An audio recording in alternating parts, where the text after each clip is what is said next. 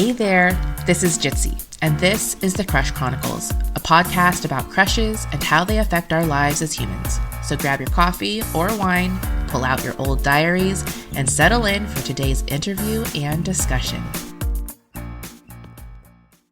I was in denial for so long that when it finally hit me, it was irrepressible. Blaine sat behind me in Spanish class, not by choice, but by the alphabetical fate of our surnames. My first year at the school, it likely took me months to warm up and speak to anyone comfortably, not just him.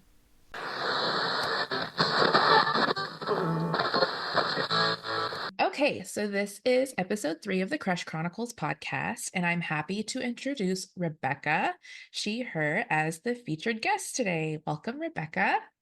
Thank you. Nice to be here. Awesome. So before we start, why don't you share a little bit about yourself so people know who we're chatting with today? Yeah. Hi, I'm Rebecca. I'm 37. I'm originally from the Bay Area. I live in Southern California now. And let's see, I'm a contracts manager for a company based in Sacramento, but my background is in theater. So that's kind of a funny turn. And I really like sewing and art, watch a lot of movies and TV. I love Halloween, and it's Halloween season right now, so it's fun. And yeah, really excited to be here. Yay, awesome. Yeah, that's a lot of creative stuff like in your background. I love that. Okay, so we're gonna start with an icebreaker before we Okay. get into the main topic. So, who is a current celebrity or fictional crush you have, or one that you had in your childhood? So I was one of those kids who had a bulletin board with cutouts of all the men and boys I had crushes on. And that started with Jonathan Taylor Thomas when I was, fifth grade-ish. And then kind of morphed into like an Orlando Bloom, Prince William vibe. And my current celebrity crush is Henry Cavill, more like Sherlock Holmes Henry Cavill as opposed to like Superman Henry Cavill, also Witcher Henry Cavill. Were you sad about Henry Cavill getting recast for The Witcher? Yeah, I haven't decided if I'm going to keep watching The Witcher Yeah. Yeah. because yeah, Henry Cavill was a big part of it. And yeah, right, he stopped being Superman, he stopped being The Witcher, and I guess he's going to be in the new Highlander, which I haven't seen the old Highlander, but I'm curious if Henry Cavill's in it. Yeah. Yeah, I didn't know that. I also haven't seen Highlander, even though I've gotten lots and lots of recommendations to do so. Yeah, and I don't have anything against Liam Hemsworth. He's enjoyable in the Hunger Games, but yeah, he's just not Henry Cavill. Yes, that's true. Did you see Argyle over the summer? No, I need Oh, to you because didn't? it heavily features a cat too, which I'm It very does. very pro. Yes, it's kind of a little campy and a little kooky, but it was still fun to watch. So, Okay, yeah. good to know. Yeah.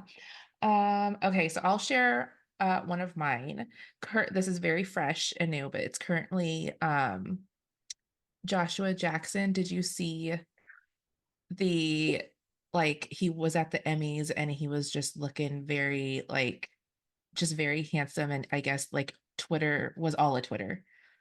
Yeah, he was in the most recent season of Doctor Death, and I hadn't seen him for a long time. And I agree, he's got it. That's Yeah. yeah. Yeah, I didn't watch Dawson's Creek. I know that's where a lot of like people our age like really started with him, but No, me either. yeah, but I watched Fringe with my husband and I really enjoyed that, and that was a really good show that Okay. he was in. Yeah. Spoiler for Doctor Death, he is the bad guy doctor. So not so sexy, Oh, but definitely handsome. yeah. Okay, so let's get into it. So Okay. before attending today, you read the sophomore year of Blaine's story. So we'll have a discussion inspired by this piece. Hmm. So I had to move around a lot as a kid. And when I began my sophomore year of high school, I talked about how I was very quiet, kept my head down, and observed everyone else. What were you like at this age? So my sophomore year, I went to a high school that was 9 through 12. So I was a second year at that school, and I wouldn't say I was popular. In fact, I can say definitively I was not popular. But I had a lot of friends through drama, and so it didn't really make a big difference to me that I wasn't popular because I had that core group of friends from drama class. And in addition to that, I moved houses a lot, but I didn't change school districts, so I was really lucky. And I have had the same best friend since kindergarten. So even Oh, though, yeah, it's amazing. I was texting her yesterday about how we've been friends for 32 years now, which, we'll discuss, probably discuss yearbooks later, but it was, 11 years at that time. And it's funny that it's still going, and I'm really lucky. So even though friend groups changed, I always had her. And so that has been really I've been really lucky to have that. Personality wise, I was definitely not quiet. I was kind of a lot. I'm still kind of a lot. I was politically active even though I couldn't vote. I was like, am and was a hardcore feminist. I was and am prone to obsessions. And so, in fourth grade, I was obsessed with Sailor Moon. And in fifth grade, I was obsessed with the Spice Girls. And for high school, I was obsessed with Lord of the Rings and still am. But that had come out the end of my freshman year, I think. And so um, I was all about Lord of the Rings. I went as characters from Lord of the Rings for multiple Halloweens that I would wear to school. And having the protection of drama, my drama friends and drama class and the drama vibe meant that I wasn't afraid to be weird, but it also meant that sort of age appropriate, but probably pretty tiring, like weird girl thing. Like, oh, I'm so weird. Look at these weird things I'm doing. Look at these weird things I say. So I was definitely into that. We, my best friend and I ate lunch on this small rock, small boulder outside the school that really didn't super fit two people, but that was like our thing. That's kind of an example of doing things to be odd for the sake of it. And yeah, it was the first year. My older sister had gone to college. She's 3 years older than I am, so it was my first year at home without her. So that was an adjustment.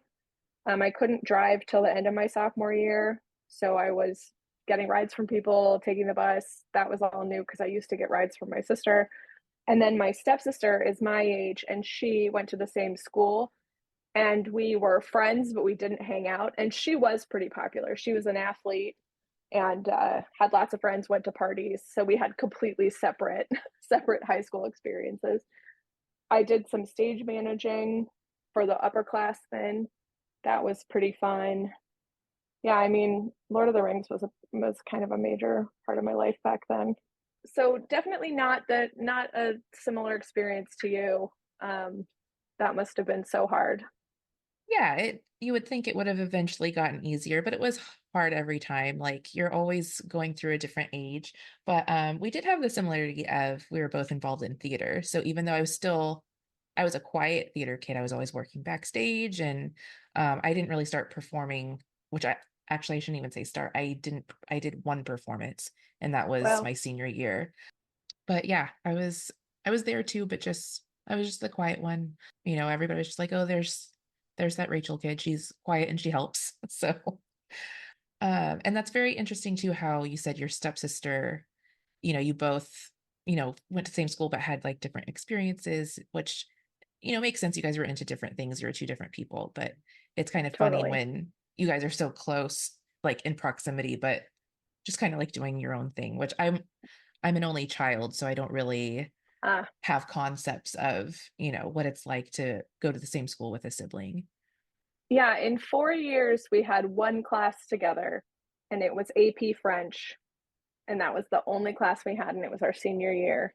And most days I didn't even see her. Sometimes we'd pass each other in the hallway and that was it. You know, we'd say hi and keep going. But yeah, it was as though we went to different schools, Yeah. except for AP French. Interesting. Yeah. Did you guys ever like help each other with homework or anything during that class? No, no, not really. I was only my parents are divorced and I was at my mom's house Sundays through Thursdays and I was with my dad Thursday to Saturday, basically.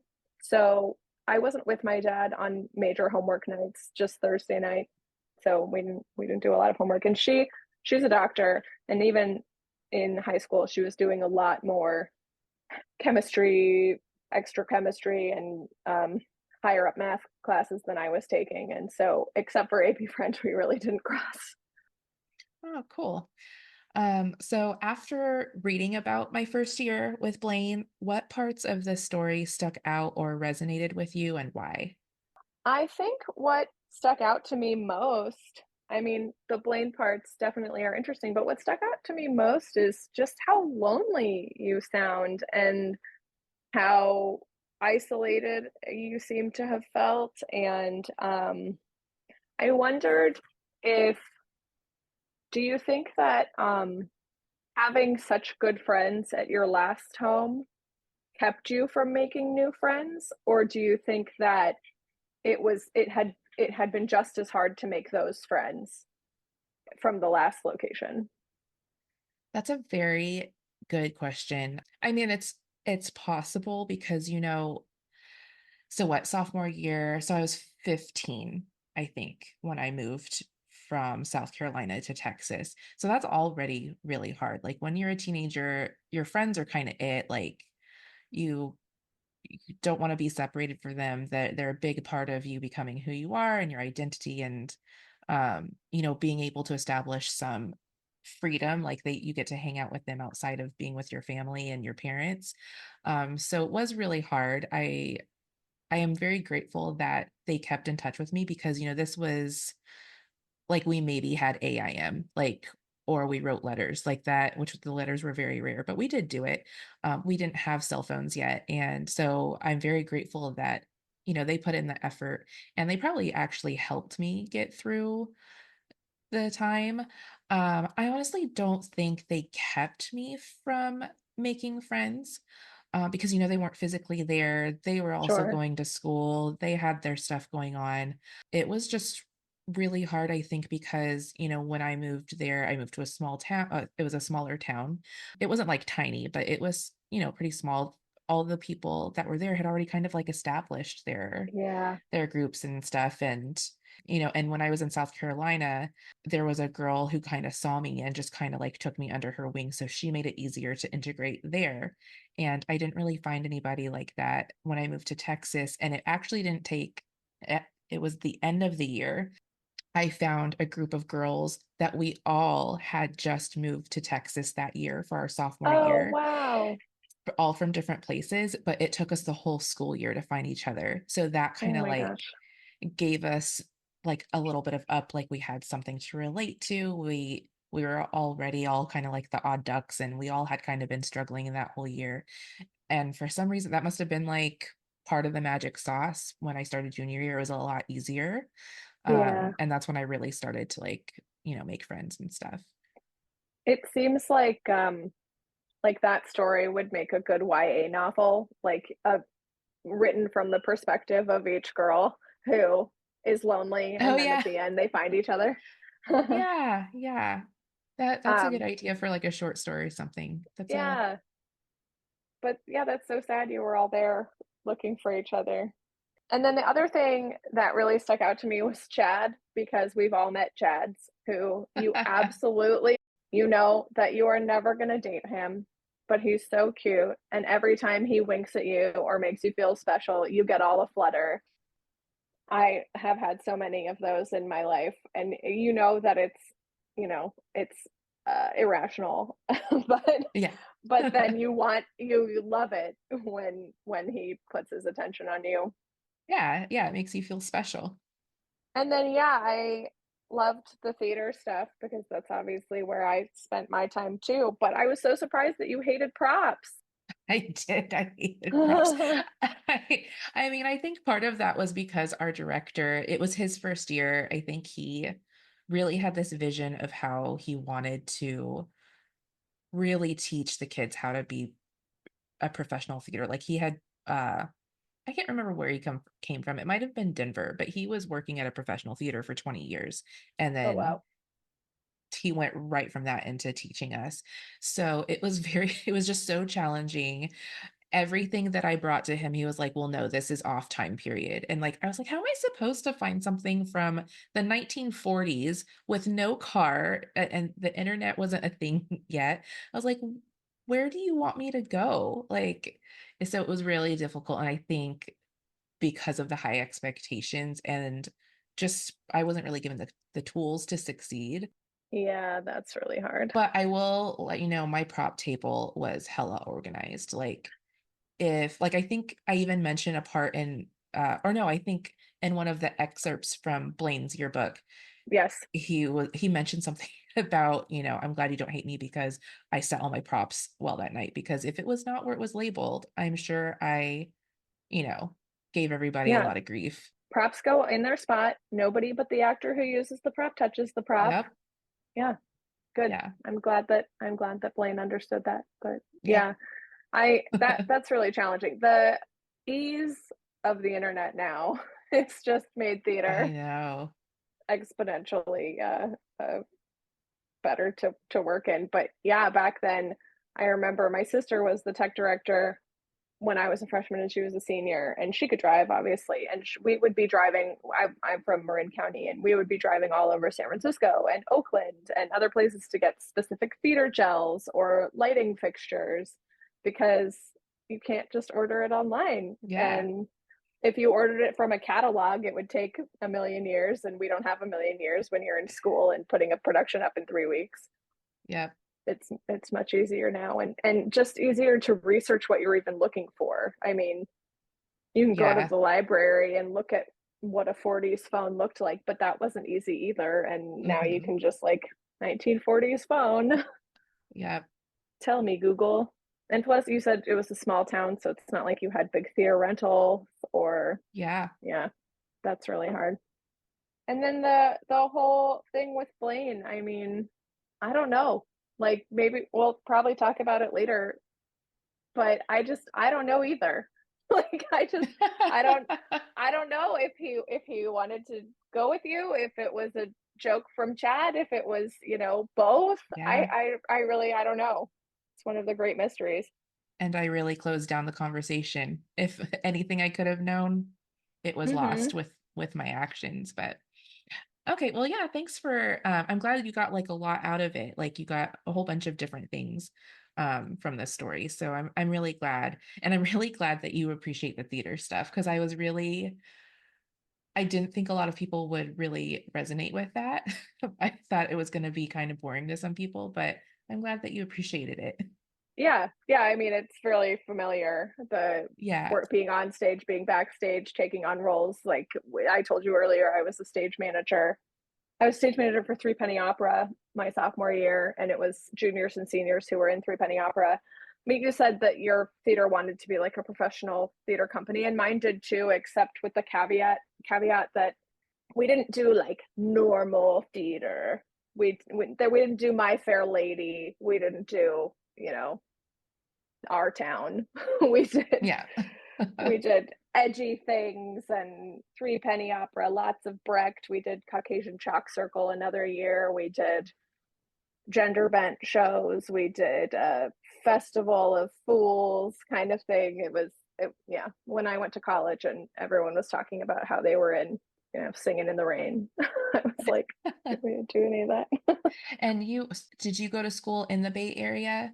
Yeah. Mm-hmm. Yeah, I wonder if, because yeah, everything that you're talking about is really cool, and I really like the gender bending one kind of stuck out. But I wonder if, the fact that you're in a more like liberal state and I was in a very conservative state, like I don't think we could have really gotten away with a lot of, non-traditional things there.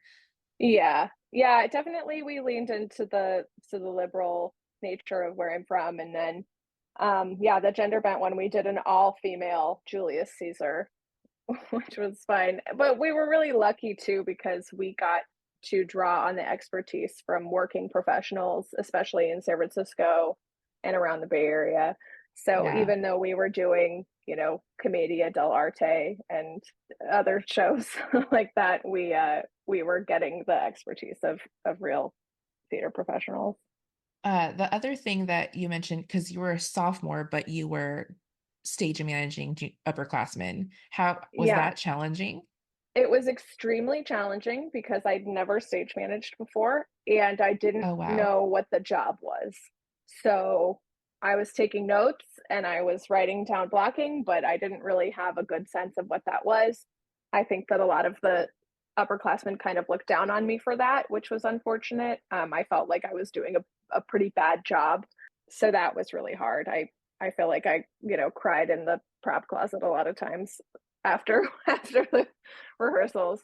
By the time we got to performances, I think I had a good idea of it. But I remember like we had a guy running lights and a woman running sound, and a stage manager is supposed to say, Q23 coming up, Q23 go.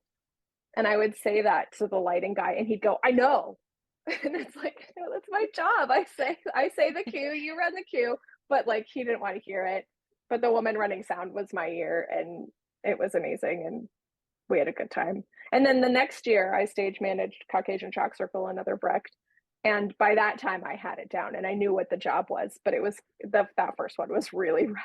Yeah, I can imagine that'd be challenging. Did you have a assistant stage manager? No, the woman running sound might have been also an ASM, but she also didn't. We didn't know what we were doing. But Yeah. yeah, it would have been nice to shadow somebody, find Yeah. out what the job is rather than just winging it and feeling like you're doing it wrong. Yeah. But you did it. Yeah, Yeah. yeah, Like you didn't let it discourage you. You did it again, and yeah. you're able to learn from it and everything.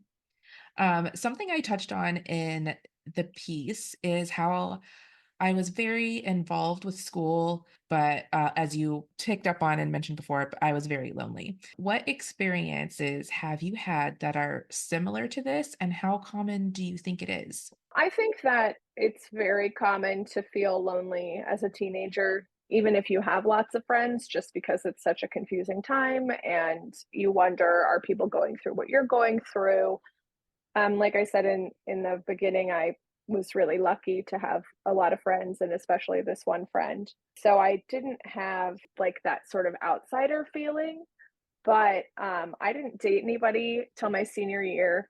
I dated one guy all of high school, and it was just for a couple months in senior year, and so I definitely felt left out in that respect. I felt like everyone has boyfriends, and here I am, and I was not picky with who I had crushes on. Pretty much, I had a crush on lots of different guys, never guys who would have liked me back, but I had crushes on a handful of different guys, and so that felt really lonely in that respect. Like, gosh, what could I do that would make boys like me? What could I do to stand out, but in a good way? So, and I was 5'10" in sixth grade. So Wow. by high school, they were starting to catch up height wise, and I wasn't quite as intimidating. But I feel like I had that reputation of being tall and scary, even though I was no longer taller than everybody by the time I was in high school. But high school guys, what are you going to do? And I feel like now it's even worse because of social media. I feel Yes. like it's really hard to be a teenager now and see real or not stories on Instagram and on TikTok about what your peers are doing and what they like, and feeling like you're not there, or having FOMO, or they're so beautiful and happy and I feel awkward and lonely. So I do feel really lucky, and I'm super grateful that all we had was AIM and, Yes. some minor internet search capabilities. Yeah, I'm grateful for that too. As you know, I have two daughters, and it's something that I know I have to keep my eye out on because, it's just really hard. We already have these thoughts naturally going through our heads. Even now, like as I'm interviewing people for this, I still, even though I'm 39, these are past experiences, I still feel like, oh, that wasn't just me. Like, oh, you felt like that too. Like we Yeah. really just think these negative things only happen to us. And which I think is why it's important to have friends or and somebody to be there with you so that you could at least have somebody to talk to about it and you don't feel so alone. But yeah, I really think that you know social media has a big hand in the difficulties that it is for people coming of age. And the tough thing is, it's not going anywhere. No. So there's like a whole new set of coping skills that, even adults too, like all of us we have to like try and integrate into our culture now. And even if you have a lot of friends, sometimes it's so scary to bring up something that makes you feel weird or different Yeah. that you'll just, especially at that age, you'll just keep it and go, hope it goes away. So it's such a hard age. 15 is so hard. 13, 14, 15, I feel like really, really hard. Yeah. Which that's coming from my oldest daughter. So we all need to buckle up, I guess.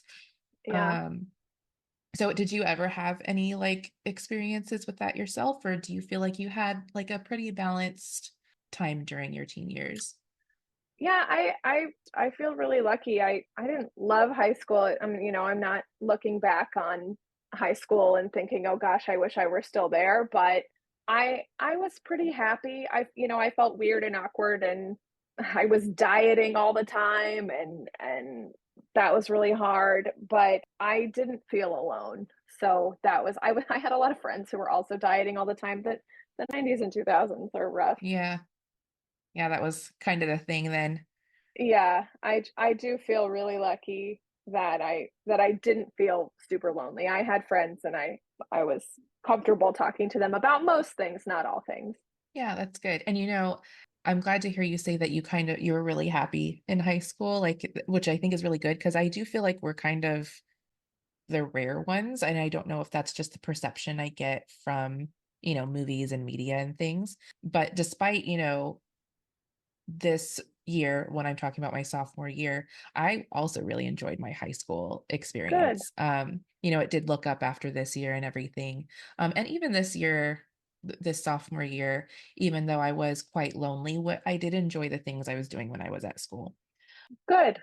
So yeah, so it's nice to hear, that someone else did have a good high school experience. Because again, it's such a hard time. It's It is hard. understandable if you didn't have a good high school experience. Like there's nothing wrong with that. But yeah. Okay, so one of my favorite things about not just this piece, but others I have written is the excerpts of the signatures from my yearbook. And I know I'm a little bit biased because I was on yearbook staff for 2 years, and I very much akin myself to Melissa Joan Hart's character from Can't Hardly Wait. Did you ever see that movie? I did. Yeah. Yeah. Yeah, yeah, she's so kooky, but it's so funny. But what memories have you uncovered when you've looked at any of your yearbooks?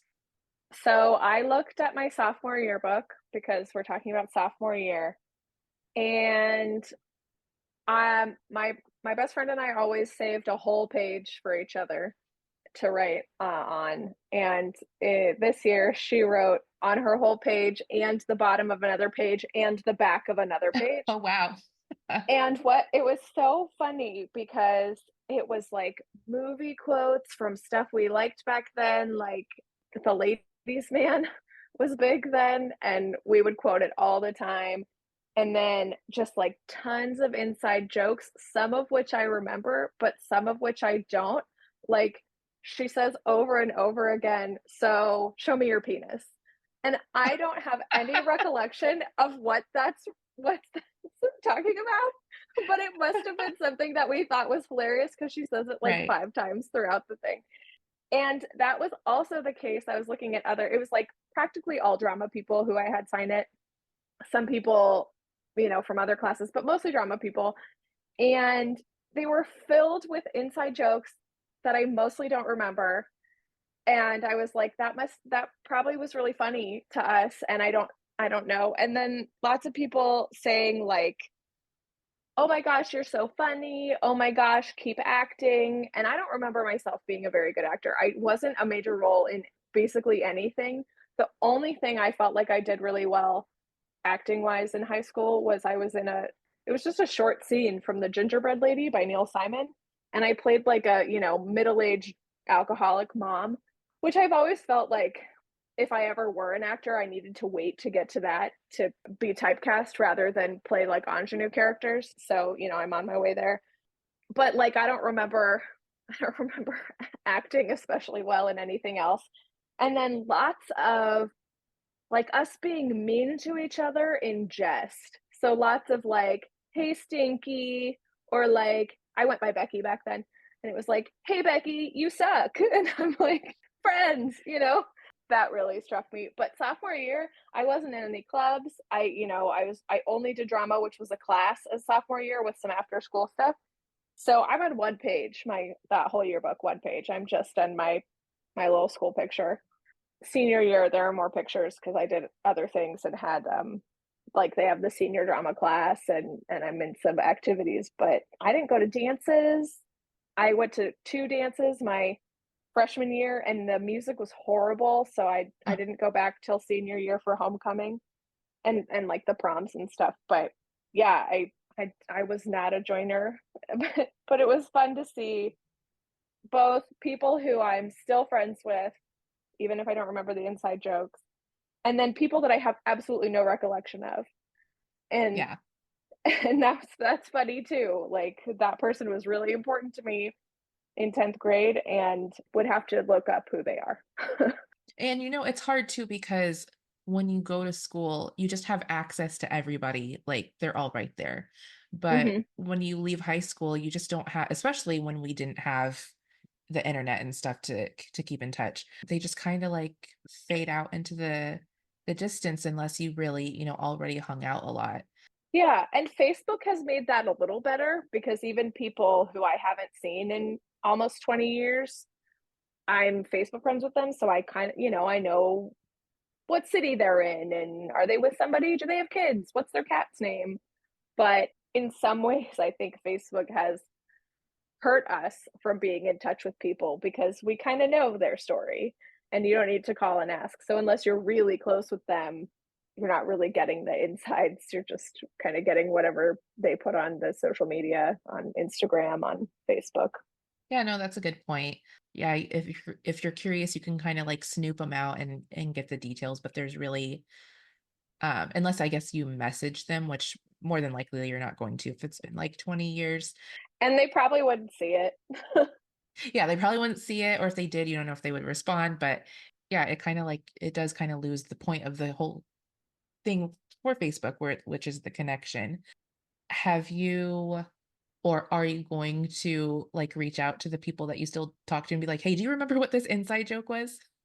I might. I might. The first line of my best friend's post in my yearbook was, wow, 11 years. That's crazy. I can't believe I haven't murdered you and your whole family by now. And I mean that in the least serial killer way possible. And I texted her and I was like, what the hell, man? Like, Yeah, that's funny. But yeah, you'll if you reach out, I'm sure like somebody might remember something. I mean, yeah, I know it's been maybe. a long time, but yeah, that's really funny. I kind of had the same experience looking through. I'd be like, "Oh my gosh, who was that?" That they probably sat next to me every day that year, but I don't remember who they are. And I feel like the whole being mean to each other but in jest, I feel like that's very common for teenagers.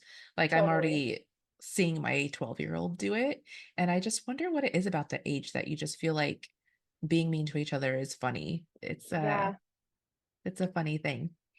definitely. So one of the not so fun details of my sophomore year is when I planned a party for my sweet 16, but no one came. It was a low Mm. point for me. It made me homesick. And though I came out fine in the end, obviously, I'm sure it was hard for me in the weeks that followed. What did you do for your Sweet 16, and how do you think situations like this affect us? I that story just makes me so sad. My heart breaks for you who's new at a school and wants to have your perfect high school moment and then just nothing. That's so hard. I can't imagine what it must have felt like to plan it and hope for it and think about like what the movies say and then have nobody come. That sucks. So for my 16th birthday, in my birthday's in January, so this was February. My mom and I went to Edinburgh. Hey there, listeners. So, the recording that Rebecca and I did over Zoom got corrupted here in the middle. Thus is the challenge of technology. I was luckily able to add the short clip of what Rebecca did for her Sweet 16. As you can tell, it was very exciting. And even though she elaborated on that, it was lost. But I wanted to include that before that, she had asked a follow up question regarding my Sweet 16. And she asked if anybody had RSVP'd or if I was waiting for people to show up. To answer that briefly now, because I did want to honor her question, nobody did RSVP, and I do not think I was waiting for people to show up because I think I knew at that point that the girls I invited, we really didn't know each other that well. They were really the only acquaintances that I had. I think most of them were girls that sat next to me in choir, and that was about all we had in common. So I think I had come to terms with it before my party date had actually arrived. And I do believe, I'm more than positive that my parents and I did something to celebrate. So it's not that I, was sitting alone by myself. I definitely had family to help me celebrate the milestone. But nonetheless, it was probably still a very difficult moment for me as far as my social isolation went. Following this discussion about what we both had done for our Sweet 16s, we had gone into a tangent into a topic about moving around when you're of school age, and that is where the conversation is going to pick up now. Apologies for this interruption. I really didn't want to take you out of the discussion, but I wanted to do honor to the subject that got cut short and to Rebecca's question, and I wanted to provide a smoother transition and not have to cut out a big part of a discussion that I think is important. So without further ado, let's transport you back to my interview with Rebecca. If they had settled down, if I had known, like if they could have guaranteed that they would have stayed put, which I knew wasn't going to happen, I really would have preferred to like stay at home and mooch off of my parents a little bit longer. Totally. But that's part of the reason why and plus I wanted to go into the film industry, so I knew I needed to move to California. Sure. Um, so that's part of the reason why I moved, and I was like, I'm just done with this. Like, I'm not doing this to my kids. I'm just gonna plant, and I did. I moved here for college, and I stayed. That's great. Yeah, I like I said earlier, I lived in a lot of houses because I was born and we lived in one house and then we moved to a different house. And then my parents split up and my dad moved to a condo and my mom moved to student housing. She went back to get a master's, another master's. And Oh wow. she was an attorney and now she's a pastor. So she was getting her MDiv. And so she lived in student housing, and then we lived in a different house in student housing and a different condo with my dad. And then he bought a house and she bought a house. So I felt like I moved a lot. I had all these friends whose parents were married and they were in the same house their whole lives. But I was so lucky. I never changed schools. I never had to make new friends. My mom was similar to you. Her dad wasn't in the military, but he was an educator and he's kind of rose up through the ranks at a number of schools in a number of states. And I think she had a similar story to you where she moved in her sophomore or junior year and it was just like miserable Yeah. because it's especially you said it started bothering you in about seventh grade. And that's the time when you want to be just like all your friends. It was the year that all my friends wore the exact same Halloween costume. you're you're just like, you've got this group and you're all the same, and changing is really hard, and puberty is running amok. And but yeah, little kids are so much more flexible. Yeah, I can't imagine. Yeah. Even just moving houses felt really disruptive to me. And Hmm. so going through what you went through, I don't know how I would have handled it. Yeah, I was gonna say that I was, you know, that just moving houses like that because moving is stressful. And even though, you might have been a kid, it's still, changing your environment and, really like going from one place to another, like you kind of get settled in your home and that's where you feel safe and then you have to go to a whole new place. Like it even if you are just moving down the street, it's it is disruptive and a little stressful. Yeah, So yeah, thanks for sharing all of that. for sure. So the punchline of this story is when I friend zoned myself by shutting down a possible ask for a school dance, which you had mentioned before. I still have regrets. What is a similar situation you have had that still gives you a feeling of embarrassment? And what are your thoughts on friend zoning? The only experience I have that's kind of like that, but not really, is that for senior prom, no, it must have been junior prom. For junior prom, I asked a guy to prom, and it was very clear. He said sure, but it was very clear that it was like, oh yeah, okay, and that it was going to be a friend thing. So I kind of never talked about it again and ended up going with a girlfriend of mine, and we bought each other corsages and stuff. So that was one experience where I just wasn't willing to see what that even was, to see if that could have been a date, but I really think it wasn't going to be one, and I was so much happier just going with a girlfriend. I didn't have a an actual date to either of my proms. I went with that friend for junior prom. And my best friend brought a friend of ours from church, and because he didn't go to the school, she felt like she was kind of babysitting him all night. And luckily I knew him too, but I was I was grateful because of that experience, and he's great, and he's still great, and it was nice to hang out with him, but because of that experience, I was really glad that I didn't take somebody just for the sake of having a guy in my pictures. But yeah, I never liked any guy who was at risk of liking me back. I don't, I had a crush on so many guys, and if there were any guys who had crushes on me, I didn't know about it and I was not interested. So the guy I dated for a little bit my senior year went to a different church. My mom changed churches, and I like zeroed in on this guy, and I was like, I like you, let's date. And he kind of had like some weirdness about it because there was this other girl from the same church. Like there was so much church drama. And she really liked him. And I didn't steal him because he gets to decide, right? But Right. they were kind of the darlings of the church, and she'd liked him for a long time and he'd liked her, but nothing happened. And then I come in, the new daughter of the new pastor, and I'm like, go out with me, we're dating now. And he did, and we did, but he didn't have a car, and he went to a different school that was kind of far, and he lived even farther. So we didn't see each other a ton. We instant messaged a lot. We talked on the phone a lot. We didn't hang out. We went on like maybe 2, 3 actual dates in like 3 or 4 months.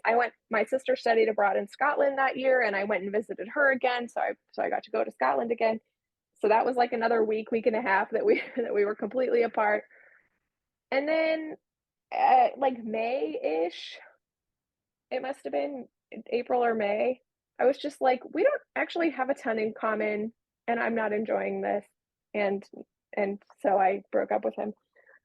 And I felt really bad because of all the drama that it had caused, and this poor other girl who I'd, quote, stolen him from. And it really had caused drama. It caused drama for my mom at her new Oh my job because goodness. like this girl's mom called her and was like, your daughter's dating the guy my daughter liked, and it's making her really sad. Can you tell her not to date him?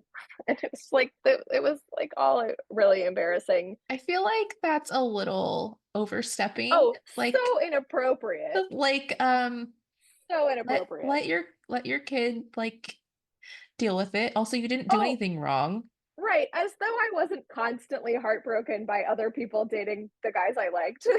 right? It's just a part of life. So anyway, that I did feel bad about that, but I enjoyed dating him for the couple of times we saw each other. But yeah, that wasn't friend zoning, but it was like I should have taken a breath and not been like, "Hi, you're mine now." So you said it wasn't friend zoning. Did you ever have like an instance where you felt like you friend zoned yourself, or is that just something that I kind of No, made up? no, definitely not, because there wasn't ever a time where there was someone I would have been interested in who I shut down. Because I think there were guys who liked me, question mark, who I just wasn't at all interested in, and I, either played stupid like I couldn't tell, or would actively be age appropriately, but unfortunately, unkind about it, just like LOL, bye. But no, I never friend zoned myself. I would have been so grateful to date any of the, absolute jerks that I loved. Um, and yeah, with what happened with Blaine, like I said earlier, I don't know. Like, was it did you think that was an honest request at the time? Or was it only in hindsight that you wondered? Because who knows? Like, Chad could have just been messing around, right? He could have, Or yeah. he could have been being kind of a wingman to test the waters for Blaine.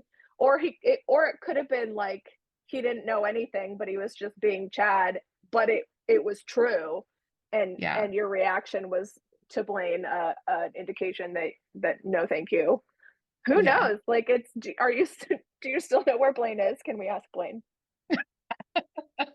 I'm pretty sure I think Blaine is still in Texas, but I don't get suggestions like I'm not that I'm on Facebook very much. Facebook is like my least favorite of all the social medias, but I'm assuming he's not on because I do get suggestions of friends from Texas.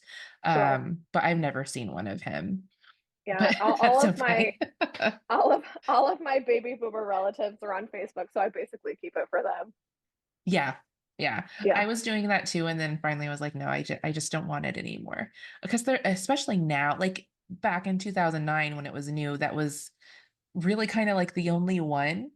yeah, Because back then everything kind of just replaced each other. Like Facebook kind of replaced MySpace and then we got Instagram, and that was the one I was drawn to because I love photography.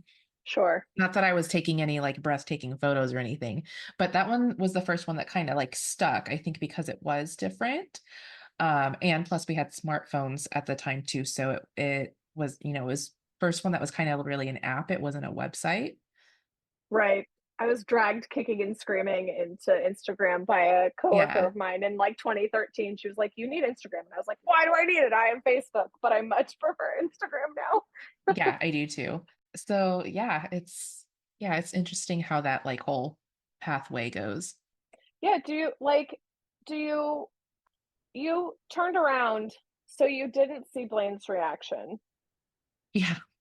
and then there's the yearbook part later. Do you get the sense that if you had said sure, that even if it were just friends, you would have gone to the dance? I definitely think there was a possibility. Okay. Blaine was a very sweet guy. I don't think from the 3 years that I knew him, I don't remember him ever dating anyone really. Okay. So, if anything, at least as friends, it probably would have like I feel like there's like a 50-50 chance. Yeah. Um, but yeah, I was too and the reaction was quick too. It was like an instinctual thing. It wasn't Sure. premeditated. There wasn't a pause. It just came out of my mouth and my brain just moved my body and then I was just like, well, what the hell just happened? Well, it sounds like you were protecting yourself. Yeah, Like, for because sure. 'cause, like, it's so scary. Blaine sounds like a really nice guy, you had a lot in common, you were in a lot of clubs together, and so if it weren't true, if Chad was just being like needling people for the sake of it to, Yeah. kind of wink at people, then it would have really hurt that, like, no, you said no before Blaine could say like no, Yes. and so, it's a little bit of self-sabotage, but it's also a lot of self-protection. Yeah. And at that age, we're not really willing. We haven't learned yet that sometimes it's just worth the risk. Right. Yeah, we're just not willing to risk it because we just feel like so much is at stake. Like I was already having a hard time, just making friends in general. It Yeah. probably the concept of any type of romantic endeavor, even if it was actually friendly, was probably very scary. Yeah. Well, I'm currently married to someone who I asked out, and he said, "As friends, maybe." So So see that so there's you sometimes it never know. works. Yeah. That's so funny. I love that.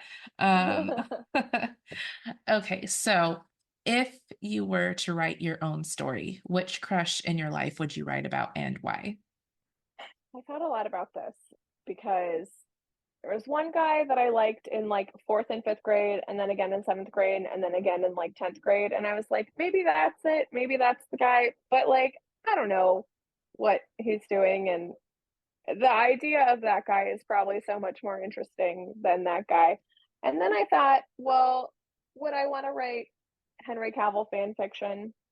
And that's a definite option. But then I really thought about it, and especially like 7th through 11th grades, if you look at not all, but a big chunk of the guys that I was deeply in love with from afar, they are gay men now. And which is, the theater kid life. And so I thought what crush I would write a story about is me and all of those gay boys at the time getting together and, putting on a fabulous show because, what else? What they're not going to like me. So, yeah, maybe a drag show, though I don't know if any of them is a drag queen, but we could produce it. They don't have to do the drag. Yeah, I Yeah, just I I I love was that idea. I was again, I was texting with my best friend thinking about this, and I said, and then of course there's all the gay guys I liked. And she just started listing them, which is the gift and curse of having a friend for this long because she Right. knows. And she just listened, and I was like, "Yeah, no, I know. No, no, I remember. Yeah, no, I know that. Yeah, him too. Yep." But I feel like that's something that happens to all women. Like Totally. the because just because they're gay, it doesn't mean they're any less attractive. No, That 100%. yeah. I stand So by it. yeah, yeah, we've all been there. I to this Yeah. day, I should probably have listed this as one of my celebrity crushes. Lance Bass was always my favorite member of NSYNC, Oh, and I still have a I crush on him. I was all about Justin, but Lance is a good point. But what's his name in Bridgerton? Oh, the one that Anthony, plays the guy who Anthony. plays Anthony. What's his real name? Oh, I can't Um, remember. he is so hot. Yep. Zachary Quinto. Yeah. So yeah, I loved your answer. Yeah, it was funny because again, I think of myself as having a pretty good memory, but having your best friend text ones you've forgotten. Yeah. Rough. That's rough, buddy. Yeah. With that, we'll go ahead and end it here. I thank you so much for coming on. I really enjoyed having this chat with you. Yeah, thank you for having me. Yeah, of course. Before we go, do you want to share with listeners anywhere where they can find you? Do you have social media you'd like to share? No, no, not really. It's, just pictures of my cats. So they know what love cats look love some like. good cat photos. Yeah. So yeah, so thanks again for sharing everything today, and it was really fun. Yeah, thanks again. Hey you. Yeah, you. Thank you so much for listening. It means the world to me. If you like this episode and would like to hear another, please make sure you subscribe so you don't miss the next one. If you have some extra time, check out my Substack at jitsy.substack.com. The link will be in the show notes. That's where you can check out my memoir series that inspired this very podcast. And you can take a look at the real life stories and experiences that inspired the topics that are discussed in each episode. If you'd like to support the show and keep future episodes coming, you can buy me a coffee. It helps fuel the writing fire. The Crush Chronicles is 100% produced by me, Rachel Jitsawat. The music is by Music Town, and the sound effects are by Pixabay. Thanks again for listening, and until next time, keep crushing it, because no one can crush it like you can.